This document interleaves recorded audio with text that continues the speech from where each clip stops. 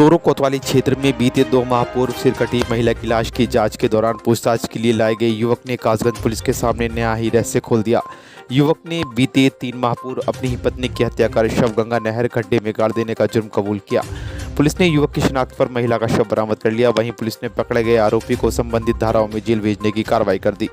आपको बता दें, बीते 19 मार्च को थाना पटियाली क्षेत्र के गाँव नंगला प्रसादी की रहने वाली शारदा पत्नी हरिओम, जो कि कासगंज में भी किराए के मकान पर रहती थी, अचानक गायब हो गई, जिसकी तलाश पुलिस द्वारा जगह जगह की गई। इसी दौरान 21 मार्च को थाना सोरो क्षेत्र के गांव हसनपुर के खेतों में एक अज्ञात महिला की सिरकटी लाश मिली, जो हाथों में चूड़ियां व पेटीकोट ब्लाउज आदि पहनी हुई थी, जिसकी जनपद एटा में रहने वाली रोशनी ने कपड़ों के आधार पर शिनाख्त की अपनी बहन शारदा पत्नी हरिओम के रूप में की तथा बताया कि उसकी बहन की उसके पति से नहीं बनती थी। अक्सर दोनों में झगड़ा होता रहता था। मुझे पूरा शक है कि मेरी बहन की हत्या उसके पति द्वारा की गई है।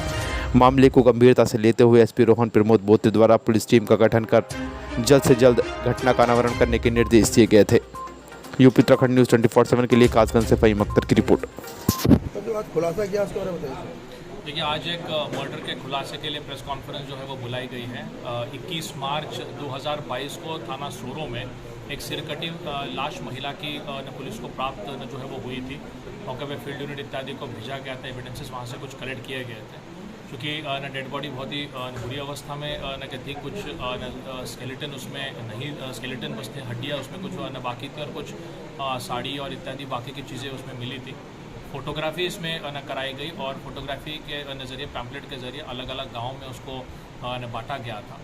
उसी जो पैम्पलेट को देख के एक महिला जिसका नाम रोशनी है वो मेरे सामने पेश हुई थी, जिसको थाना सोरो में भेजा गया था। उसके मुताबिक वो उसकी सिस्टर की लाश न बताया गया था।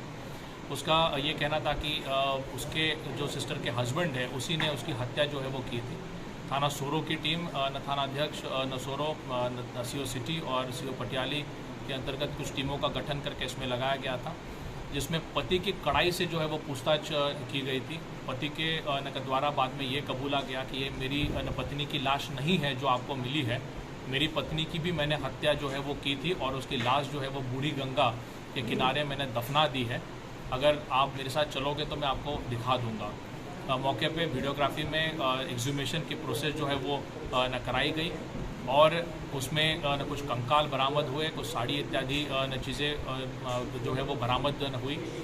डीएनए मैचिंग के लिए उसके मदर के साथ ये भेजा जाएगा। फिलहाल एक व्यक्ति की गिरफ्तारी जिसका नाम हरिओम है, उस महिला का पति है, उसकी अरेस्टिंग जो है वो की गई है।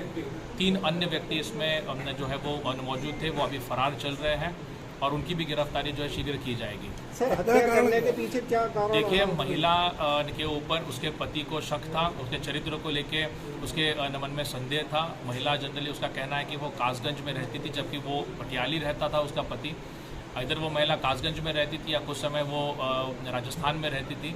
इसी के चलते वाद विवाद इनमें अक्सर जो है वो होते थे। इसी के चलते इन्होंने चारों ने मिलके हत्या की। इसमें 2 सगे भाई है, हरिओम और राजाराम, और बाकी 2 जो है वो इनके दोस्त हैं। वो सिरकटी लाश का पता है? सिरकटी लाश में अभी इन्वेस्टिगेशन जारी है। मुझे उम्मीद है कि जल्द से जल्द उस प्रकरण को भी खोलने में पुलिस को कामयाबी प्राप्त होगी।